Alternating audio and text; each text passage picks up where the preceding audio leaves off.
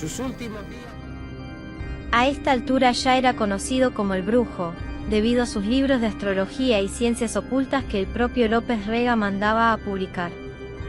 Pero el lado siniestro del ministro pasaba por otro lado. Muerto Perón, la ofensiva de la derecha se tornó más contundente, fueron intervenidos los sindicatos disidentes. El ESMATA de Córdoba, el Sindicato Gráfico de Raimundo Ongaro y Luz y Fuerza de Agustín Tosco. Se prohibieron las publicaciones de Montoneros y fueron destituidos los gobernadores de Salta y Santa Cruz. La AAA incrementó su accionar protegida por el Estado. Se nombró como interventor de la UBA a Alberto Eduardo Talagano, conocido militante fascista, dando el puntapié inicial a la intervención de más de 15 universidades, el despido de más de 4.000 docentes, más de 1.600 estudiantes presos y la prohibición de realizar actividades políticas en el ámbito universitario. Son asesinados el diputado nacional y abogado de presos políticos Rodolfo Ortega Peña. Juan José Vara, funcionario del gobierno de Obregón Cano López. Atilio López, gremialista y ex vicegobernador de Córdoba. Alfredo Alberto Curucheta, abogado de presos políticos. Silvio Frondizi, hermano del expresidente e intelectual de izquierda. Y Julio Troxler, ex jefe de la policía legalista y sobreviviente de la Revolución Libertadora del 1955. Se suman los asesinatos de decenas de militantes anónimos de izquierda, peronistas y no peronistas. Isabel es fuertemente cuestionada por la evidente injerencia de López Rega en todos los asuntos del Estado. El 17 de octubre, el propio ministro organiza un gran acto en Plaza de Mayo para reafirmar la autoridad de la presidenta, pero no hace más que confirmar los rumores de que él es el que manda, balbuceando al oído de Isabel el discurso que ésta pronuncia. La AAA, que ya tenía en su lista más de 500 asesinatos, lanza una campaña intimidatoria contra artistas, cantantes, escritores, periodistas y actores que no gozan de la simpatía de López Rega o hacen explícita su oposición al gobierno. Figurar en las listas negras de López Rega significa no poder trabajar y una seria amenaza de muerte, y muchos optan por el camino del exilio. En noviembre, Montoneros asesina al jefe de la policía y coordinador de la AAA, el comisario Villar, y el gobierno encuentra la justificación para decretar el estado de sitio en todo el país.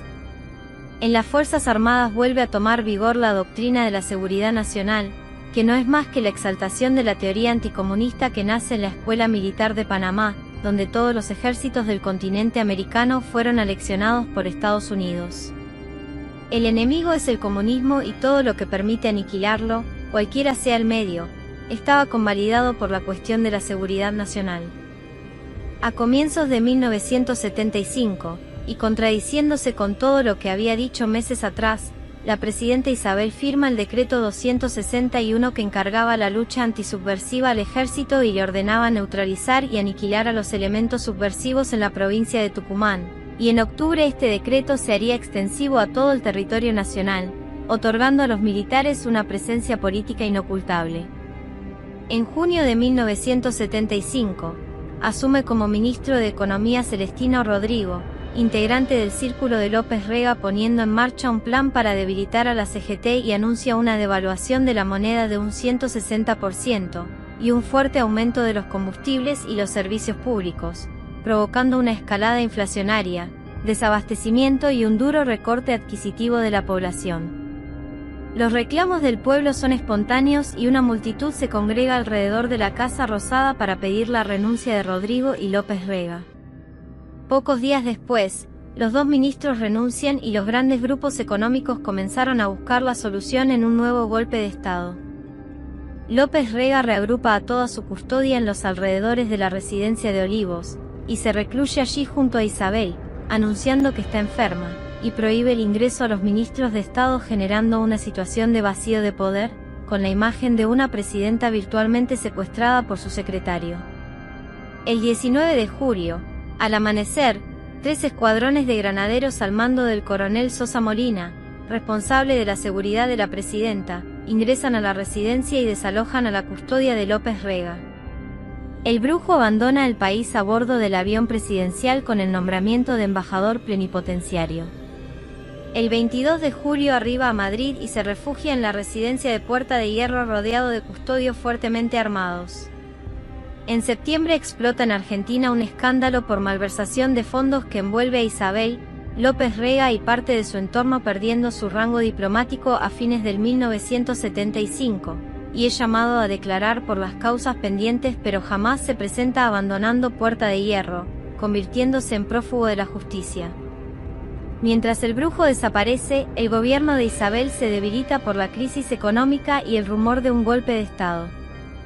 El 24 de marzo de 1976 los comentarios se hacen realidad. El legado de López Rega, la AAA, va incorporando a sus integrantes a los grupos de tareas de la dictadura.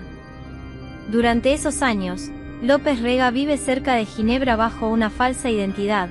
En 1986 es detenido en Miami y extraditado al país, muriendo 3 años después mientras esperaba ser juzgado por múltiples cargos de secuestro, homicidio y malversación de fondos públicos. La pregunta que nos hacemos muchos es, ¿la AAA contó con el visto bueno de Perón? Juan Domingo Perón en diciembre de 1973 dijo: "La República Argentina cuenta con un régimen de justicia. Por otra parte, la justicia no depende del Poder Ejecutivo. Es un poder independiente en el país. Y nosotros respetamos a esa justicia que debe realizarse por vías de la ley. Muchas veces me han dicho que creemos un batallón de la muerte como el que tienen los brasileños, o que formemos una organización parapolicial para hacerle la guerrilla a la guerrilla. Pienso que eso no es posible ni conveniente. Hay una ley y una justicia, y quien delinca se enfrentará a esa ley y a esa justicia por la vía natural que toda democracia asegura a la ciudadanía. Creer lo contrario sería asegurar la injusticia, y andaríamos matando gente en la calle que ni merece ni tiene por qué morir. Yo no he de entrar por el camino de la violencia, porque si a la violencia de esos elementos le agrego la violencia del Estado, no llegaremos a ninguna solución". Esta posición rescataba anteriores frases del Perón madrileño.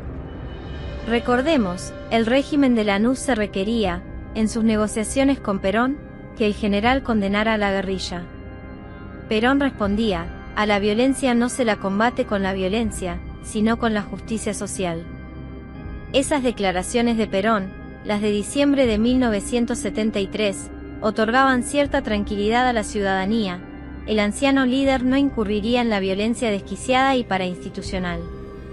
Pero contenían algo preocupante. Perón decía que muchas veces alguien le había dicho de crear un batallón de la muerte. No es difícil advertir que ese alguien era nada más y nada menos que López Rega, por la cercanía de este con el general. Perón confiesa el hecho y se niega públicamente. Entonces la frase de Perón era esta: "Muchas veces López Rega me ha dicho que creemos un batallón de la muerte". Hay pruebas de que el general se negó a crear estos batallones. Mientras gobernó, las acciones de la AAA fueron mínimas. Es decir, Perón controlaba los delirios criminales de López Rega. Pero los conocía. Sabiéndose viejo y enfermo, no ignorando la influencia que López tenía sobre Isabel, ¿por qué le mantuvo sus poderes? 11:20 de la mañana y regresa la señora Isabel Martínez de Perón. Una ausencia de 1 hora 40 minutos. La acompaña el señor López Rega y miembros de la custodia.